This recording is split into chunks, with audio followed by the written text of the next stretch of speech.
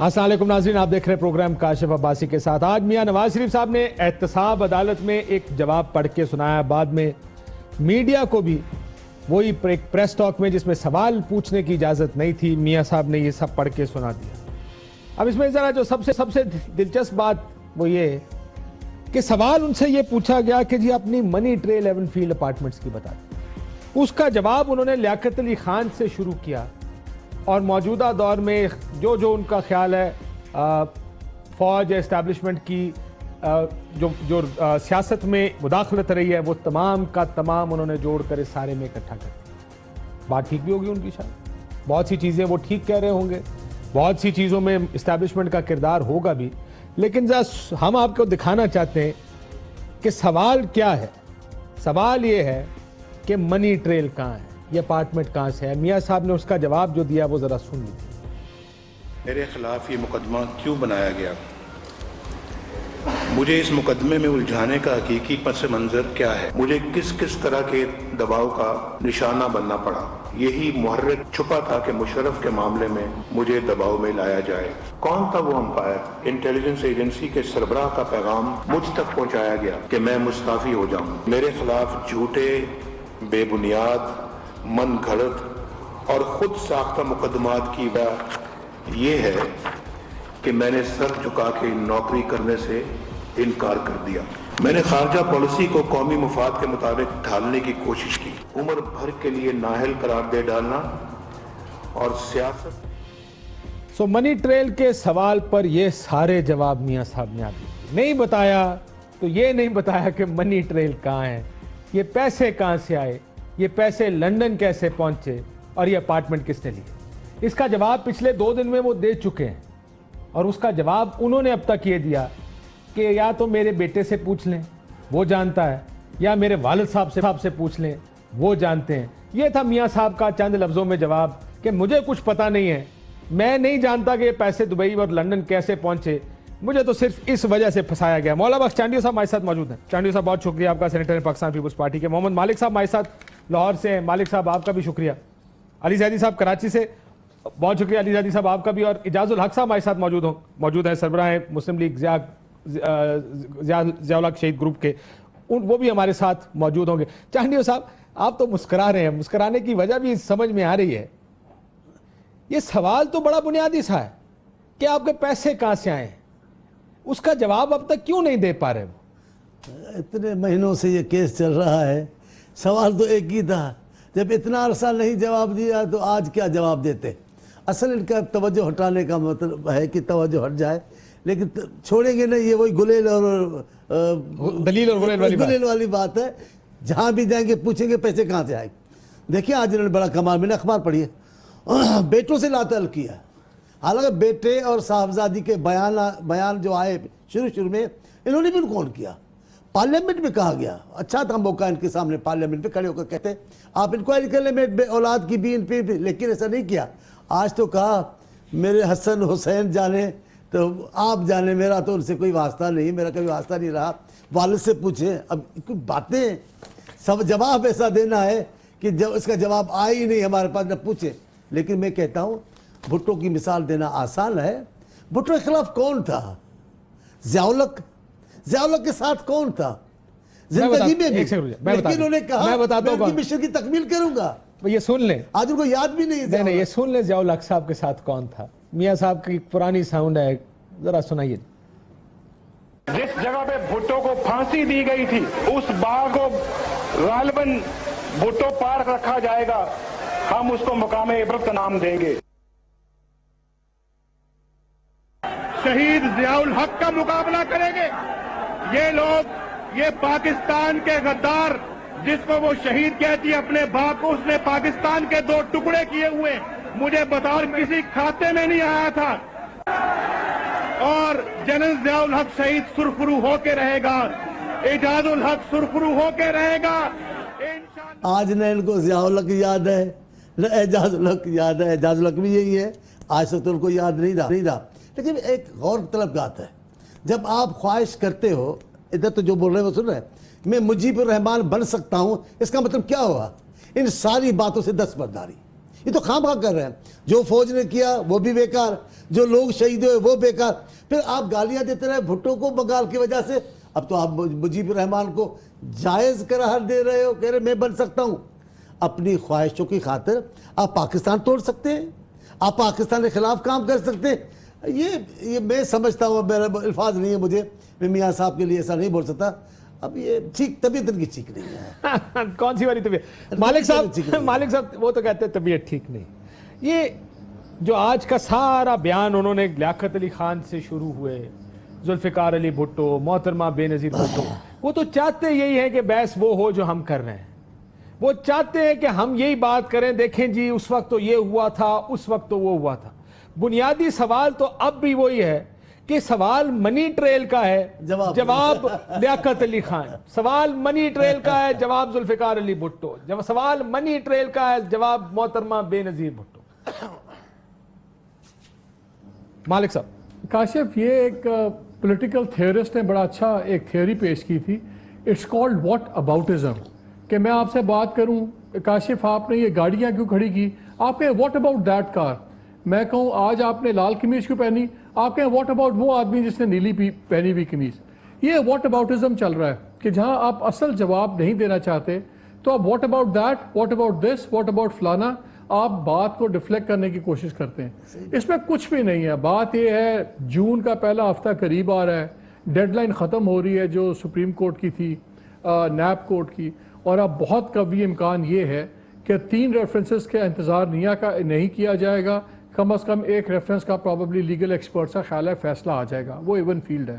So we are looking at between 7th اور 9th کے درمیان میں ہمیں نظر آ رہا ہے فیصلہ آتا ہوا. فیصلہ جو ہے وہ آلموسٹ رائٹنگ آن دا وال ہے. ظاہر ہے ہم پریڈکٹ نہیں کر سکتے, لیکن جو سپریم کورٹ میں ہوا, جو جی آئی ٹی میں ہوا, جو نیب کورٹ میں ہوا, اور جو ان کے جواب گئے ہیں, نتھنگ ہیز چینجڈ, کوئی جواب نہیں آیا. تو یہ معجزہ ہوگا اگر سزا نہ ہوئی. اب وہ اتنا ایک کرشنڈو پہ لے کے جا رہے ہیں چیزوں کو کہ آخری امید تھی. انہوں نے جو لاسٹ بات کی ممبئی اٹیکس والی, آرمی کو بھی لائے اور یہ بھی پاکستان کو بھی لائے بیچ میں, وہ ایک لاسٹ ایس او ایس تھا انٹرنیشنل کمیونٹی کا کہ ادھر سے کریں. وہ جب مٹیریلائز نہیں ہو رہا تو اب انہوں نے لیٹسٹ آج بھی جو انہوں نے باتیں کی ہیں, جس میں انہوں نے کہا کہ مجھے انٹیلیجنس ایجنسی کے چیف کا میسج آیا, وہ آیا. بھئی آپ بتائیں, اس انٹیلیجنس ایجنسی کا چیف سب کو پتہ کون تھا, وہ آپ کے نیچے بھی سرو کرتے ہیں, بعد میں آپ کے لاڈلے بھی بنے ہوئے تھے. کیا جنرل رحیل شریف نے پیغام بھجوایا تھا؟ زیادہ دور نہیں ہے, ساتھ ہی ہے سعودی عربیہ میں, لیکن شاید وہ چاہتے نہیں کہ سعودی عربیہ سے کوئی تعلقات خراب. اور مالک صاحب میری بات میں یہ آج دوپہر میں بھی یہ بات کر رہا تھا, ہو سکتا ہے یہ ساری باتیں آپ کی درست ہوں, ہو سکتا ہے پولیٹیکل انٹرفیرنس ہے پاکستان میں, ہوتی ہے پولیٹیکل انجینئرنگ, ہوتی ہے مداخلت کی جاتی ہے, خارجہ پالیسی نہیں بنانے دی جاتی. یہ سارے کو سائیڈ پہ رکھے. پہلا سوال تو آپ سے یہ ہے کہ آپ کے پیناما کے اپارٹمنٹ کہاں سے ہے, اس پر میں جاؤں گا بعد میں, کہ یہ جو ایک ایک کر کے یہ واٹ اباؤٹزم ہے نا, یہ تو وہی بات ہے. آپ سے پوچھے مالک صاحب, آپ کا گھر جو اتنا بڑا گھر آپ نے بنایا کہاں سے, آپ نے کہا یار وہ گاڑی کا ایکسیڈنٹ دیکھا تھا تو نے جو امریکہ کی کاشف بوسٹن کی سڑک پہ ہوا جس میں 16 گاڑیاں لگی, اور سر وہ تو ٹھیک ہے, پر آپ کا گھر کہاں سے آیا یار؟ وہ جو طوفان آیا تھا کترینا, یاد ہے تمہیں امریکہ میں کتنے بندے مر گئے تھے اس میں, سر وہ بھی ٹھیک ہے آیا تھا, لیکن یہ اپنے گھر کا جواب پولیٹیکل تھیوری. سو آپ یہ کہہ رہے کہ واٹ اباؤٹزم ہے یہ سارا. بالکل. اجاز الحق صاحب ہمارے ساتھ موجود ہیں. اجاز صاحب السلام علیکم. جی وعلیکم السلام. سر یہ لیاقت علی خان صاحب سے لے کر ذوالفقار علی بھٹو صاحب سے لے کر, ابھی تو ہم نے آپ کا سنایا بھی جب آپ ساتھ کھڑے تھے, اور وہ اس وقت میں, اور میاں صاحب کو ہوا کیا ویسے اس وقت تو بالکل آپ ضیاء الحق صاحب کے ساتھ یہ غدار ہیں پاکستان کے. ہم نے ایک اور بھی اشتہار کہیں نظر سے گزرا, وہ بھی چلاتے ہیں, ہمارے پاس بنا ہوگا دوسرا اشتہار بھی, جس میں نصرت بھٹو صاحبہ کی تصویر لگا کر ان کو, یہ کدھر سے یہ ٹوسٹ آیا ہے کہ میاں صاحب جواب دینے کی بجائے ہر اس چیز کو لپیٹ کر لا رہے ہیں جس سے وہ ڈائیورژن کریٹ کر سکیں؟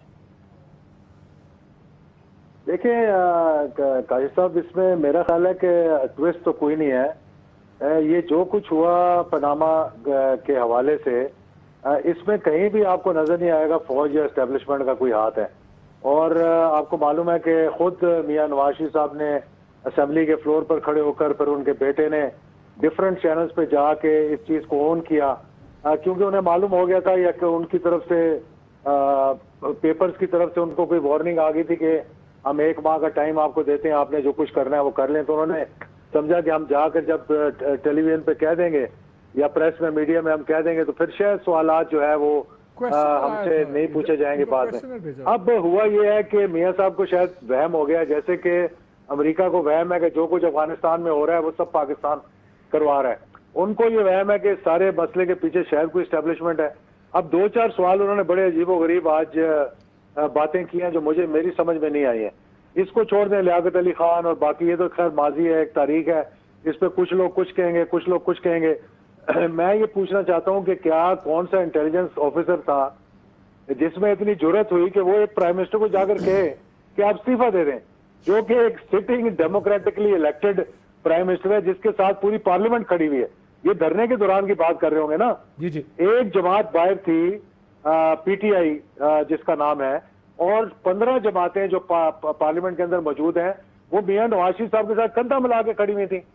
تو اگر وہ جمہوریت کو کوئی بات ہوتی اور آ کر انہوں نے بات کی, پھر خود راحیل شریف صاحب سے انہوں نے ریکویسٹ کی, اور اس بات کا میں نہ صرف گواہ ہوں بلکہ مجھے فرام دی ہارسز ماؤتھ یہ بات پتا ہے کہ انہوں نے کہا جناب آپ عمران خان صاحب سے اور طاہر القادری صاحب سے اس کو ڈیفیوز کروائیں آپ سارے معاملے کو, جب انہوں نے رات کو بلایا اور دونوں سے الگ الگ میٹنگز کی. پھر کون سا ایسا کیس تھا جس کے یا تو آپ بتائیں کہ بھئی کیا وجہ, آپ نے کیا کیا. میں تو یہ پوچھ رہا ہوں کہ آپ نے کیا کیا کہ اسٹیبلشمنٹ آپ کے خلاف اتنی ہو گئی کہ آپ کو جے آئی ٹی بھی بن گئی آپ کے خلاف, سپریم کورٹ نے فیصلہ بھی دے دیا آپ کے خلاف, نیب کی عدالتیں بھی چلنی ہو گئی آپ کے خلاف. مقصد ان کا کہنے کا یہ ہے کہ میں نے تو کچھ کیا نہیں ہے, شاید یہ اسٹیبلشمنٹ جو ہے مجھے نہیں چاہتی تھی. میں پوچھنا چاہتا ہوں وجہ کیا تھی. سر ویسے میں ایک اور بات اسی بیان سے, میں ذرا آپ میرے لائن پہ رہیے گا, میں ذرا علی زیدی صاحب کو بھی لے پھر میں واپس آتا ہوں آپ کے پاس. ایک بیان جو مالک صاحب, بڑی انٹرسٹنگ بات بتاؤں, ایک بیان جو انہوں نے عدالت میں تو بیان کیا لیکن پریس کانفرنس میں ہماری نظر سے نہیں گزرا, ہمارا خیال ہے کہ وہ اس میں چلایا نہیں گیا. اس میں لکھا ہے جناب والا اب تک ریفرنسز کی حقیقت آپ پر کھل چکی ہوگی, استغاثہ کا کوئی گواہ میرے خلاف اپنے الزامات کا کوئی ادنا سا ثبوت بھی پیش نہیں کر سکا ہے. یہ بات اس بیان میں لکھی ہوئی ہے. اگر میں یہ کہوں تو غلط نہ ہوگا کہ استغاثہ کے گواہوں نے بھی عملاً میرے موقف کی تصدیق کی ہے. پیناما پیپرز میں دنیا کے کئی ہزار ممالک کے افراد کے نام آئے, ان میں حکمران بھی تھے اور سیاسی لیڈر بھی. مجھے نہیں معلوم ساری دنیا میں ان پیپرز کی بنیاد پر کتنے افراد کے خلاف مقدمے بنے. یہ ویسے میں نے سنا ٹی وی پر ان کو کہتے ہوئے. علی زیدی صاحب, ان کو میرا خیال ہے یہ نہیں یاد رہا کہ آئس لینڈ کے وزیر اعظم کو ریزائن کر کے گھر جانا پڑا تھا اس پیناما پیپرز کی. وہ مقدمے بننے سے پہلے خود ہی چلے گئے تھے. مالٹا میں حکمران کو جانا پڑا, ڈیوڈ کیمرون کو اپنی پارلیمنٹ میں جواب دینا پڑا, ان کو سیٹسفائی کرنا پڑا. میاں صاحب تو میرا خیال ہے پڑھتے ہی نہیں ہے کہ دنیا میں کیا ہوا پیناما پر. کاشف مجھے جو ہے نا مجھے بڑا زبردست مالک صاحب نے جو بات کی ہے نا واٹ اباؤٹزم, میں ذرا یہ واٹ اباؤٹزم پہ بات کرنا چاہتا ہوں. یہ جو لیاقت علی خان صاحب شہید سے شروع ہو کے, اور میرے خیال میں وہ شاید فیوچر بھی انہوں نے بتا دیا ہے, ذرا واٹ اباؤٹزم میں آ جائیں. اگر اس واٹ اباؤٹزم میں میاں صاحب یہ بھی بتا دیتے کہ what about Jilani, general Jilani, وہ اس کا کیا ہوا. واٹ اباؤٹ جنرل ضیاء کے ساتھ جو آپ کر رہے تھے اس کا کیا ہوا. What about the Asghar Khan case. What about جو پیسے آپ نے اسامہ بن لادن سے لیے. ارے واٹ اباؤٹ جو پچھلے الیکشن آپ کیانی سی کے ساتھ مل کے جیتے. واٹ اباؤٹ جتنی 1988 سے لے کے آج تک, 85 سے جنیجو کی حکومت سے لے کے اور آخری حکومت تک جتنی سازشیں ہوئیں, what about you being part of it. یہ کمال آدمی تماشا ہے. میں I want to say something on TV, I don't know کہ یہ میں کہنا چاہیے نہیں کہنا چاہیے. نہیں, اگر آپ کو لگتا ہے کہ نہیں کہنا چاہیے پھر نہ کہیں اس کو. ٹی وی میں وہ کہنا چاہیے جس جو آپ کو خود لگتا ہے کہ کہنا چاہیے وہی کہنا چاہیے, جو نہیں. سن لیں مالک صاحب, I would like مالک صاحب to fill in the blanks. اس میں ایک ول راجرز کا بڑا فنی ایک وہ ہے کہ some men learn through reading, some men learn through observation, and some men learn by biting the electric fence. I'll use the word biting. یہ electric fence کو اپنے منہ میں لے رہے ہیں, ان کو سمجھ نہیں آ رہی ہے. یہ ورڈ کچھ اور تھا بٹ میں بائٹنگ پہ رک جاتا ہوں. I've substituted it. لیکن یہ کیا انسان ہے, آپ ذرا سوچیں. مجھے یہ ڈر ہے, مجھے صرف آخری بات یہ ڈر ہے مجھے کہ یہ اپنا چوری کا مطلب کرپشن کا بچانے کے لیے یہ کس دن کہے گا کہ جی مینو کی پتا, مجھے تو بڑے میاں صاحب نے اڈاپٹ کیا تھا, ان سے پوچھیں, میں تو ان کا بچہ بھی نہیں ہوں, اور مینو کی پتا حسن نواز حسین نواز میں نے انہوں اڈاپٹ کیتا ہے. ویسے اس پہ میں ایک لطیفہ سناؤں اگر آپ اجازت دیں چانڈیا صاحب, ایک لطیفہ ہے وہ, I hope nobody minds it. ایک سانتا سنگھ نام کا آدمی ایک بلڈنگ کی 40ویں فلور پہ کام کر رہا ہوتا ہے. ایک بندہ بھاگتا بھاگتا آتا ہے, کہندا کہ سانتا سنگھ تیری تھی پریتو کسی نال نس گئی. وہ آؤ دیکھتا نہ تاؤ اوپر والی بلڈنگ سے چھلانگ مار دیتا ہے. جب 36ویں فلور پہ پہنچتا ہے تو اس کو یاد آتا ہے میری تھی دا نا تے پریتو ہے ہی نہیں. جب تو 5ویں فلور پہ پہنچتا ہے دیکھا میری تے تھی نہیں ہے. آخر زمین لگنے لگتا, کہتا میرا تو نہ ہی سانتا سنگھ نہیں ہے. آہستہ آہستہ شریف یہ تک نہ چلے جائے کہ میرا تو نہ ہی نواز شریف نہیں ہے, کتنے خلاف مقدمہ بن گیا. نہیں کاشف, ڈو یو ریمبر جب جے آئی ٹی چل رہی تھی تو 2 گھنٹے تک میاں صاحب کو اپنے خالو کا نام یاد نہیں آیا تھا. He could not remember کہ یہ جو شخص کی بات ہو رہی ہے بزنس پارٹنر میرے والد صاحب کے تھے, وہ تو میرے خالو تھے. تو جب کنوینئنٹ ہوتا ہے تو ان کو اپنا خالو بھی یاد نہیں آتا 2 گھنٹے. اور یہ ریکارڈ کی بات. مجھے یہ بتائیں سر, یہ پچھلے کچھ عرصے میں یہ اسٹریٹجی میں ٹوسٹ آیا. پہلے اسٹریٹجی شروع ہوئی تھی مجھے کیوں نکالا, جو کہ ٹھیک اسٹریٹجی میرا خیال ہے پولیٹیکلی وہ چل رہی تھی. کاما میرے بیٹے کی تنخواہ, مجھے بیٹے سے تنخواہ نہ لینے پہ نکالا گیا. گو کہ ہم جیسے لوگ پھر بھی سوال پوچھتے تھے, سر بات تنخواہ کی نہیں ہے, چلیں وہ فیصلہ کمزور ہے مضبوط, وہ علیحدہ بات. کیس تو آپ پر پیناما کا چل رہا, اپارٹمنٹ کی تفصیل بتا دیں, پیسے کہاں سے آئے, کدھر گئے. آپ خود, آپ کا بیٹا خود بہت سے بیانات دیتے رہے. پچھلے کچھ دنوں میں جب سے وہ ممبئی والا بیان دیا, اب اس بیان کا زیادہ فوکس فوج کے بارے میں اور اس کے خلاف. اس میں سے میں پھر کہتا ہوں بہت سی باتیں ٹھیک بھی ہوں گی, میں یہ نہیں کہتا کہ ساری باتیں غلط ہوں, لیکن یہ کیا کنفیوز کرنے کی کوشش کر رہے ہیں؟ کچھ نہیں, یہ دباؤ ہے 2 قسم کا جو میں سمجھتا ہوں. ایک دباؤ یہ ڈالنا چاہ رہے ہیں کہ ابھی بھی کچھ, ورنہ یہ تو وہ ہے نا تنخواہ بڑھا ورنہ اسی تنخواہ پہ کام کروں گا. یہ ہے دباؤ کہ میرے دباؤ میں آ جائیں, میں اسی تنخواہ, تھوڑی بھی نرمی کریں. میں ابھی آپ کے سامنے کہہ رہا ہوں, ٹی وی پہ دنیا سن رہی ہوگی, آج بھی اس کے ساتھ کوئی معاملہ طے ہو جائے, کائے کا انقلابی, کائے کا آئین, کہاں کی جمہوریت, کہاں کا بھٹو, کہاں کا لیا, کچھ بھی نہیں ہوگا. ایک دباؤ. دوسرا, یہ دباؤ ڈالتے ڈالتے خود دباؤ میں آ گئے. اتنے بڑے دباؤ میں ہے کہ ابھی ان کی طبیعت ٹھیک نہیں. آپ سمجھتے ہیں ان کا جو 3-4 مطالبے ہیں, یہ جو بمبئی کے حملوں کے دیا ہے, مجیب الرحمان بننے کی خواہش, یہ کیا, یہ بیانیہ کیا ہے؟ یہ کچھ بیانیہ نہیں ہے, افراتفری ہے. خود پریشان ہو گئے, خود دباؤ میں آ گئے ان کے دباؤ. لیکن میرا خیال ہے آج اس پہ الزام, او جی اس نے مجھے ایسے کیا, زرداری صاحب نے ایسے کیا, کچھ نہیں بننا. مجھے لگتا ہے کہ وہ یہ امپریشن دے رہے ہیں. زرداری صاحب کے بیان بڑا انوکیوس سا بیان تھا, ایک ایسا بیان جس کی کوئی اس طرح کی ویلیو نہیں ہے کہ اس کو اتنی بڑے فورم پر یہ بیان دیا جائے. مالک صاحب کوئک رسپانس فرام یو. میں ذرا مالک صاحب سے جانا چاہتا ہوں, پھر اجازت صاحب میں آپ کے پاس آؤں گا یہ فوج والی بات پر. مجھے یہ لگا اس بیان کو سن کر کہ وہ یہ امپریشن دے رہے ہیں کہ دھرنے عمران خان بھی فوج کا کٹ پتلی ہے, آصف زرداری بھی فوج کی وجہ سے میرے پاس آیا تھا, وہ بھی کٹ پتلی ہے. میں اکلوتا آدمی ہوں پاکستان میں جو اس وقت اس اسٹیبلشمنٹ کے خلاف کھڑا ہوں. Did you get this impression اس ساری بات سے کہ زرداری صاحب یہ میاں صاحب یہ امپریشن دینے کی کوشش کر؟ ایبسلیوٹلی. جب انہوں نے ممبئی کی بات کی, پہلے انہوں نے امپریشن یہ کریٹ کیا کہ میں واحد ماڈریٹ آدمی ہوں جس کے ساتھ دنیا کو انٹریکٹ کرنا چاہیے. اس ملک کی فوج بندے کراس کروا رہی ہے اور اس ملک کی عدلیہ ان کے فیصلے نہیں کر رہی عدالتوں میں. انہوں نے فوج اور عدلیہ کو پارٹنرز ان سپانسرنگ ٹیررزم بنا دیا اور اپنے آپ کو ماڈریٹ فورس بنا دیا. اب اگین دوسرا بھی انہوں نے ڈیموکریسی کا اپنے آپ کو چیمپئن بنا دیا ہے. اور جیسے وہ ابھی علی بات کر رہے تھے واٹ اباؤٹزم کے وقت, جتنی ڈیموکریسی کے خلاف سازشیں ہوئیں ان میں تمام میں میاں صاحب خود تھے. اور کاشف سب سے بڑی بات, آج انہوں نے یہ بھی کہا کہ مشرف کی وجہ سے مجھے نکالا ہے. یار مشرف آپ نے 2016 میں مارچ میں چلے گئے اور اپریل میں یہ کیس آیا. پیناما نکلا ہے اپریل 2017 میں, 16 میں آیا. نہیں 16 میں آیا, 16 میں آپس میں کوئی لنک ہی نہیں ہے. مالک صاحب 16 میں آیا, اپریل 2016 ایک مہینے بعد, ایک سال بعد, ایک مہینے بعد اس کا آپس میں لنک ہی کوئی نہیں ہے یار.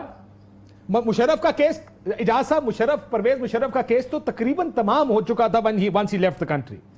سو ایک تو یہ, دوسرا مجھے بتائیں یہ میاں صاحب جو لیاقت علی خان سے لے کر آج تک کی ساری اسٹیبلشمنٹ پہ ڈال رہے ہیں, میاں صاحب خود کتنا ملوث رہے ہیں؟ آپ تو بڑا ساتھ رہے ہیں ان کے, آپ کو تو زیادہ بہتر پتا ہوگا ان چیزوں میں. دیکھیں ہر چیز تو تاریخ جو ہے نا کسی کو معاف نہیں کرتی, اور اب تو میڈیا کسی کو معاف نہیں کرتا. آپ نے وہ چیزیں نکال کر آپ سنا دیتے ہیں جو کسی کو معلوم بھی نہیں ہوگا.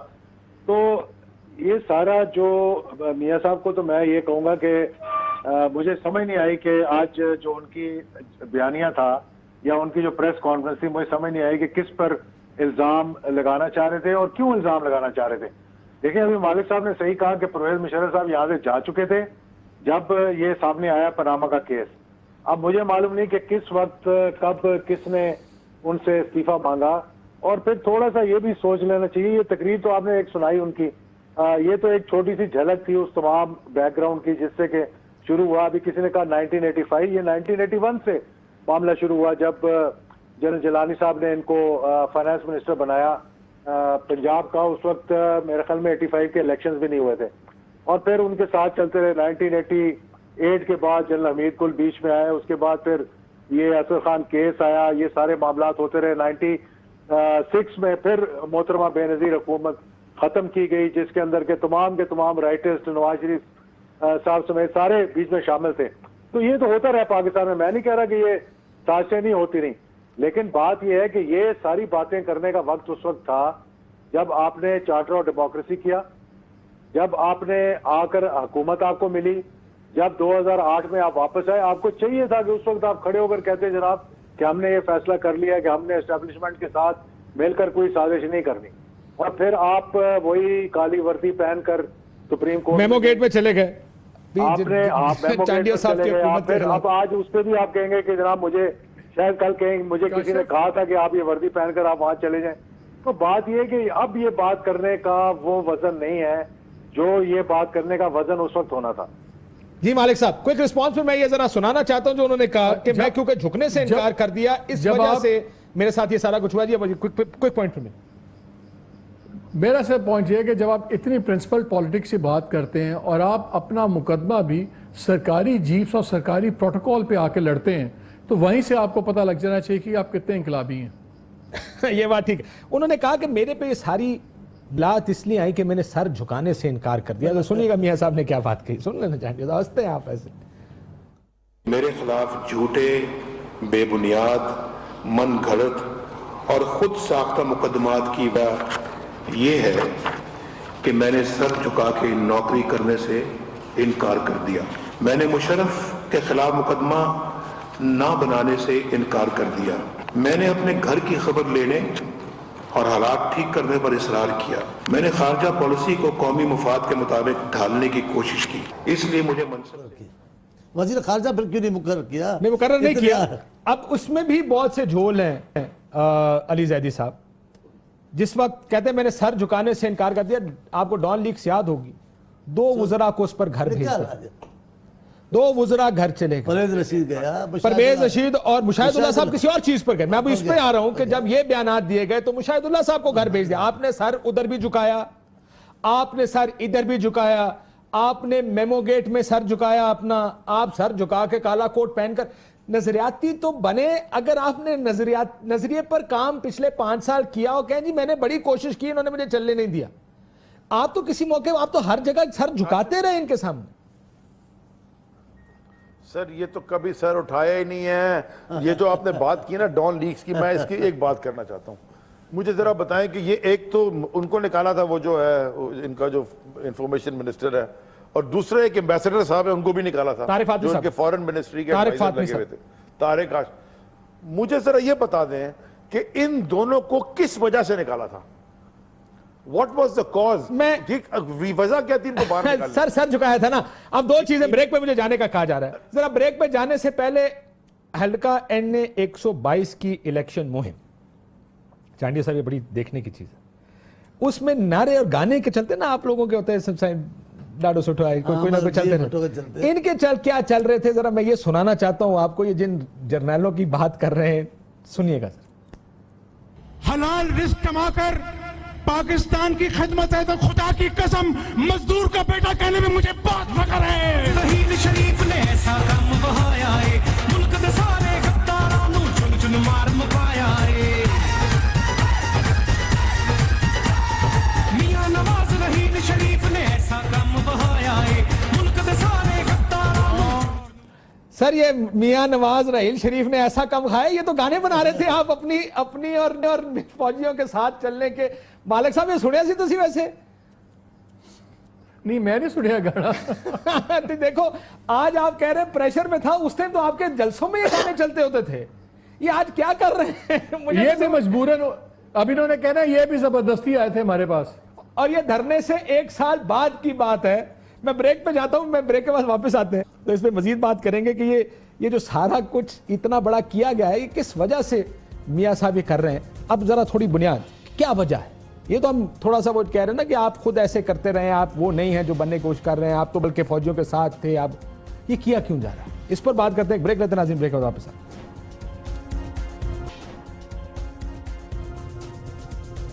ویلکم بیک ناظرین. اب سوال یہ ہے کہ میاں صاحب نے جو کچھ بھی کہا, پہلے بھی ہم یہ آپ کو دکھا چکے کہ سوال پینما کا, کہ پینما کے فلیٹ کہاں سے آئے, اس پر میاں صاحب کیا کہتے رہے. اخباریں آپ نے پڑھی ہوں گی, عدالت کے اندر انہوں نے بہت سے بیانات دیے, اور ان تمام بیانات میں انہوں نے یہ کہہ دیا کہ میرے بچوں کی پراپرٹیز وہ جانے, میرے والد صاحب جانے, میرا ان سے کوئی لینا دینا نہیں. اگر ہم یہ دکھا سکیں ٹی وی اسکرین پر, یہ پچھلے 1 یا 2 دن کی اخباریں ہیں جن کی سرخیاں آپ دیکھ سکتے ہیں کہ حسن حسین اپنے عمل کے خود ذمہ دار, خاندانی کاروبار سے میرا کوئی تعلق نہیں ہے. میاں نواز شریف صاحب نے یہ بیان اس نیب عدالت میں بڑا کھل کے دیا کہ ہمارا ان سے کوئی لینا دینا نہیں. پرابلم یہ ہے کہ اب کیوں اس چیز کو اتنا کنفیوز کر رہے ہیں. چانڈیو صاحب 2 اس میں آ رہے ہیں. ایک تو یہ کہ پریشر ڈال کے کوئی ڈیل, یہ صحیح ہے. میں عموماً ان کنسپریسی تھیریز پر میں بلیو نہیں کرتا, مجھے لگتا نہیں ہے کہ ایسا بات ہے. لیکن جس طریقے سے یہ سارا کچھ ہوا ہے, پہلے کہنا سدھر جاؤ نہیں تو بیان دوں گا, ورنہ دیکھ لو ورنہ میں کچھ کہہ دوں گا, دیکھ لو ورنہ میرا منہ نہ کھلواؤ, اور پھر ایک بیان دینا, پھر کہنا اب میں دوسرا دینے لگا ہوں ذرا دھیان رکھنا, اور وغیرہ وغیرہ. اور دوسرا یہ کہ یہ نہ کہا جائے کہ مجھے کرپشن پہ نکالا گیا, یہ کہا جائے کہ مجھے اسٹیبلشمنٹ سے لڑائی کی وجہ سے نکالا گیا. دونوں باتیں درست ہیں, آپ کا تجزیہ دونوں طرف سے ٹھیک ہے, لیکن میں سمجھتا ہوں, میں جس سوچ گا ہوں, یہ پریشر ڈال رہا ہے, کوئی راستہ نکلے. انہوں نے غلطی کی ہے, انہوں نے جو غلط راہ اختیار کی اس پہ پورا خاندان لگا دیا ہے. اگر ان کو صاحبزادی کو یا ان کو بھی سیاست کرنی تھی تو بھلا ایک تو سائیڈ ہوتے نا, وہ بھی ایسے ہی ہوئے, بڑے میاں تو بڑے میاں, چھوٹے میاں سبحان اللہ, اب وہ بھی شروع ہو گئی ہیں. ورنہ یہ ہو سکتا تھا میاں صاحب چلے جاتے, پارٹی بچ جاتی ہے, ان کا خاندان ہے, خاندان میں پارٹی لیکن ایسا نہیں. یہ راہ یہی تھی کہ ہم پریشر میں یہ ہم تو سنتے ہیں دلدل کوئی ایسی چیز ہے نا جس میں ایک بار آ جاؤ تو خاموشی سے رہو, کوئی حل نکل آئے. آپ جیسے اس میں ہلیں گے جلیں گے اور اندر دستے چلے جائیں گے. اب یہ دلدل میں پھنس گئے ہیں, اور دلدل ان کی اپنی ہے, اپنے اعمال کی ہے. اور میں بار بار کہہ رہا ہوں, ابھی تو وہ کاٹا ہی نہیں جو بویا ہے, ابھی تو اس بوئے ہوئے کا ایک حصہ نظر آ رہا ہے جو انہوں نے توہین اپنے ممبروں کی. میں ابھی اس دن بھی جیو پہ تھا, وہ کہہ رہا تھا کہ 4 جو بھاگ گئے وہ چلے گئے, کہا 4 سال سے میں نے ٹائم مانگا وزیر صاحب سے, وزیر صاحب. یہ تو ہر آدمی کی کہانی ہے. تو پھر کیسے وہ لیڈر ہے ان کے؟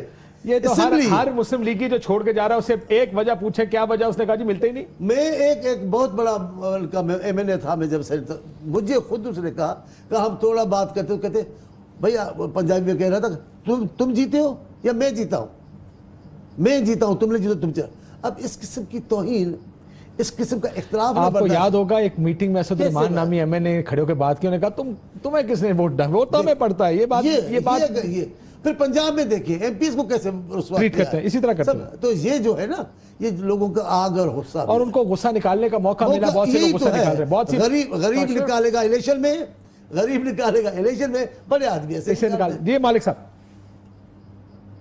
ایک چیز سمجھ آئے آپ پارٹی کے لیے, پولیٹکس کے لیے میاں صاحب کی, یہ اس کو ایک نظریاتی میراث نہیں سمجھتے, یہ اس کو ذاتی وراثت سمجھتے ہیں. درست ہے. اور اسی لیے ان کی ٹریٹمنٹ یہ ہے کہ میرے بعد میرے بچوں کو جائے گی, یہ نہیں ہے کہ کوئی اور آئے اور نظریاتی طور پہ کوئی اس میں لے جائے پارٹی کو. اس لیے we have to be very clear کہ سرٹن رویے کیوں ہیں. اور جو انہوں نے بات کی, I don't want to sound rough, لیکن انہوں نے کہا والد, دیکھیں اللہ وداؤٹ اینی آئرنی, ان کے والد صاحب اللہ کے پاس ہیں, بچے ملکہ برطانیہ کے پاس ہیں, وہی اب ہے, ان سے ہی پوچھے گی قانون, ان سے ہی پوچھے گی سمدھی بھی ملکہ برطانیہ کے پاس ہے, صحیح, سمدھی بھی ملکہ برطانیہ کے پاس ہے, جو بیمار ہے, میاں چھوٹے میاں صاحب کا داماد وہ بھی ملکہ برطانیہ کے پاس چلا گیا, جی بچہ بیمار. آئی کانٹ انڈرسٹینڈ, جواب دینے کی باری آتی ہے سارے بیمار ہو جاتے ہیں, جب ٹھیک ہوتے ہیں سارے یہاں پہ بڑے آرام سے کام کر رہے ہوتے ہیں. اجاز صاحب آپ کو میری آواز آ رہی ہے؟ جی آ رہی ہے میں ایک دفعہ پھر یہ چلانا چاہتا ہوں, یہ ذرا یہ جو جنگوز ہوتا ہے نا, یہ الیکشن کیمپینز میں چلتے ہیں, یہ دھرنے کے بعد کی الیکشن کیمپین کا میں دوبارہ سناتا ہوں آپ کو, ذرا مجھے سن کے بتائیں کہ یہ کیا زبردستی ہے, کسی نے بنا کے زبردستی چلا دیا, میاں صاحب کو پتہ نہیں ہے, پی ایم ایل این کو پتہ نہیں ہے. سنیے گا 122 کے الیکشن کی کیمپین کے دوران جو گانے بنے تھے اس میں راحیل شریف صاحب کا کتنا ذکر تھا, یہ سن لیجئے گا. حلال رزق کما کر پاکستان کی خدمت ہے تو خدا کی قسم مزدور کا بیٹا کہنے میں مجھے بہت فخر ہے. رحیل شریف نے ایسا کام بہایا ہے, ملک دے سارے غداراں نوں چن چن مار مکایا ہے. میاں نواز رحیل شریف نے ایسا کام بہایا ہے, ملک دے سارے غداراں نوں چن چن مار مکایا ہے. رحیل شریف نے ایسا کام بہایا ہے, ملک دے سارے غداراں نوں چن چن مار مکایا ہے.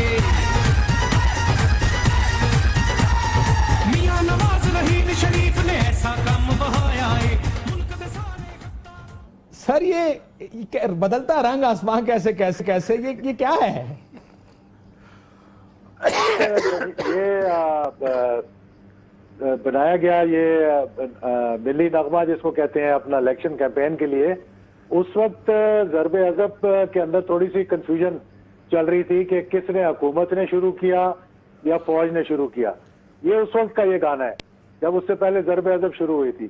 تو اب وہ کریڈٹ تو تھوڑا ان کو بھی دینا تھا, تھوڑا خود بھی لینا تھا, تو اس لیے یہ گانا بنایا گیا کہ اس کو فوج کے ساتھ جوڑ کر. اور یہ امپریشن ہمیشہ وہ جماعتیں جو ہیں وہ یہ امپریشن دینے کی کوشش کرتی ہیں, خاص طور پہ ہماری جو رائٹسٹ جماعتیں ہیں, کہ ہمارا اسٹیبلشمنٹ کے ساتھ جو ہے کوئی میل جول ہے, کیونکہ ہم رحیل شریف کے جو گانے ہیں. میں یہی جاننا چاہ رہا تھا کہ جو یہ تو مسلم لیگ کی اور رائٹ ونگ یا کنزرویٹو رائٹ ونگ جماعتیں جو رہی ہیں, مسلم لیگ ہوں یا وہ تو یہ ہمیشہ کہتی رہی کہ ہم تو فوج کے بڑے قریب ہیں, یہ تو پیپلز پارٹی والے غدار ہیں. یہ میں اشتہار پہلے ایک چلایا تھا, ایک دوسرا اشتہار بھی ہے نصرت بھٹو صاحبہ کے حوالے سے, میں وہ بھی ہم پہلے دکھانا چاہ رہے تھے, اگر ہم ٹی وی اسکرین پر دکھا سکیں.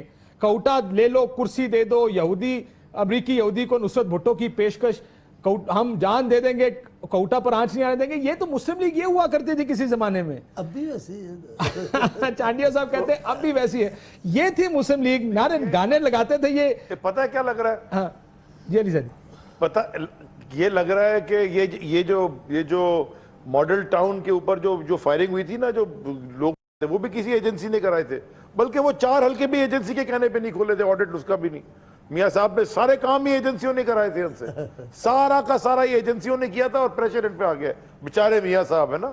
جی اجاز صاحب, بیچارے میاں صاحب. لیکن یہ اس کا ماسٹر مائنڈ کون تھا بھلا, آپ بتائیں مجھے. یہ جو اشتہار چھپ رہے تھے سارے 1990 میں, حسین حقانی صاحب تھے.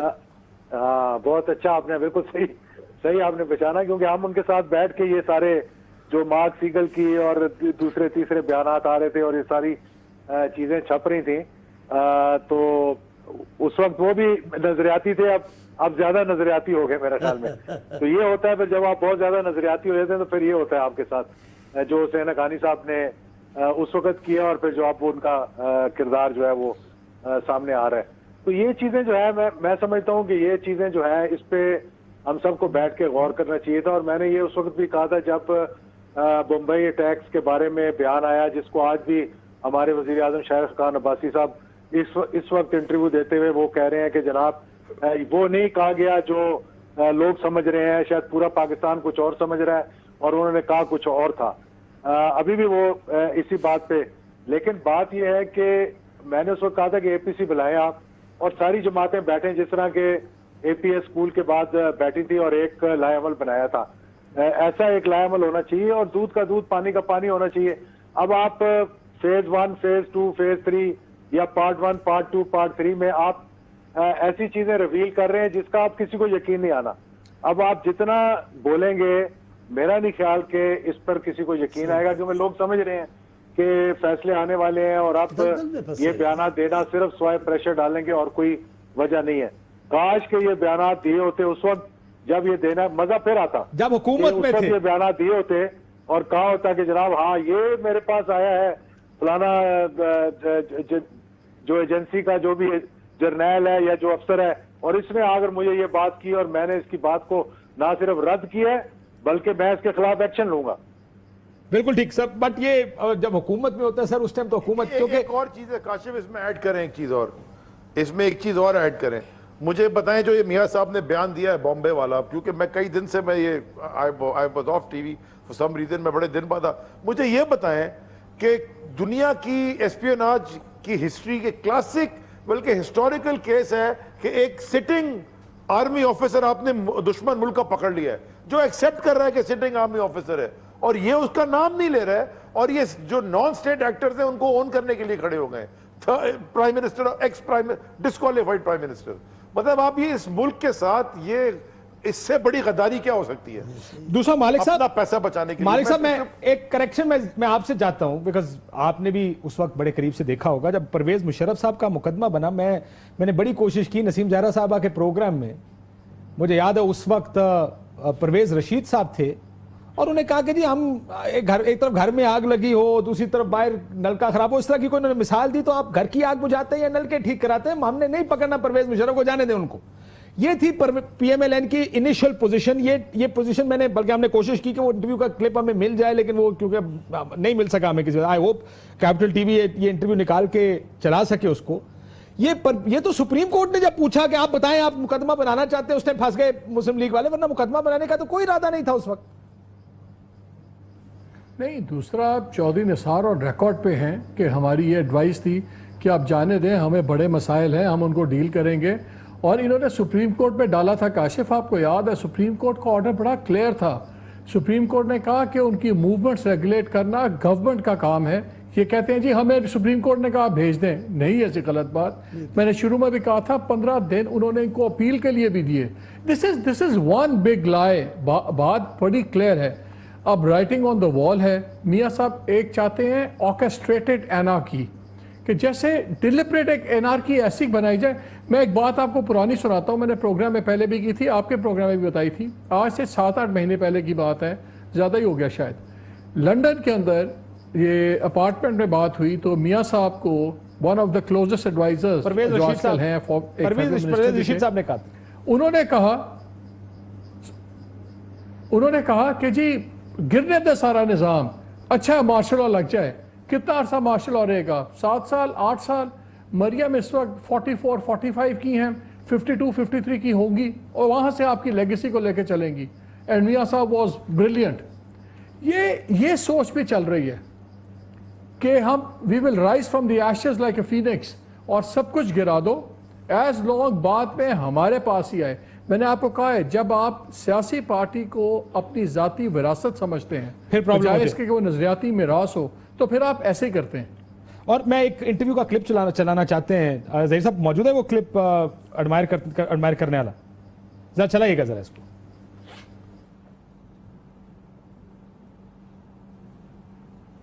I have a great admiration for the late president. He'd done some very good work in the country, and he set very good precedents in the politics of this country, which have had very healthy impact. And I like to pursue those policies. I would like to pursue those policies. बड़ी अच्छी set की है उन्होंने, मिसालें set की हैं। ये किस तरह कह रहे हैं ज़ियाउल हक साहब, और ये क्या कर रहे हैं? मैंने बैठते ही जुमला कहा था, तबीयत ठीक नहीं। मैंने बैठते ही कहा था, मैं ज़रा अदब के साथ बात करता हूँ, गुस्ताखी नहीं करूँ। वो एक पार्टी के सरबराह भी हैं, लीडर भी हैं, 3 बार, लेकिन ये बातें एक मोहब्बे वतन कौम परस्त पाकिस्तानी लीडर को जेब नहीं देती। ये एक तरफ तो जो आइन का हलफ उठाया है 3 बार, जो उसमें जुमला है कि जो ज़रूरी होगा वो बताऊंगा, बाकी नहीं बताऊंगा, ये क्या कर रहे हैं? हलफ की खिलाफ वर्जी, ये एक बहुत बड़ा जुर्म है। और दूसरा, नाकाबिले भरोसा होना है। पाकिस्तान का लीडर बनने वाला, इतनी इस्लामी बड़ी मुल्क है, उसका लीडर यूं बनेगा। और ज़ाती मामलात पर मैं आपको कहता हूँ, मैं भुट्टो से इख्तिलाफ हो सकता है, अब मिसाल भी, ये तो कमाल है सच्चाई का ना, आज उनको भुट्टो याद आ रहा है। इतने बड़े केस में सुप्रीम कोर्ट में भुट्टो ने एक दिन भी नहीं कहा, ना मेरे से मैंने कभी कहा। एक दिन भी मैं एक जुमले के ऊपर क्लोजिंग करता हूं। जुमला था, हम बचपन से सुनते हैं, रोको मत जाने दो, उसको आप पढ़ेंगे कैसे वो फैसला करेगा। रोको मत जाने दो या रोको मत जाने दो। अब ये अपनी मर्जी से उस जुमले को अपने मुताबिक इस्तेमाल करते हैं। बहुत शुक्रिया तमाम मेहमानों का। नाज़रीन इजाज़त दीजिए, अल्लाह हाफ़िज़। $1 डील खेलो और जीतो 100 गाड़ियां इस रमजान जीतो पाकिस्तान में। आप सोच रहे होंगे कि $1 यानी 100 रुपए में कैसे मिलेगी आपको गाड़ी? तो उसका तरीका निहायत ही आसान है। सबसे पहले ARY सहूलत वॉलेट या जीतो पाकिस्तान के एप्लीकेशंस को अपने फोन में डाउनलोड करें और फिर $1 डील में खुद को रजिस्टर करें।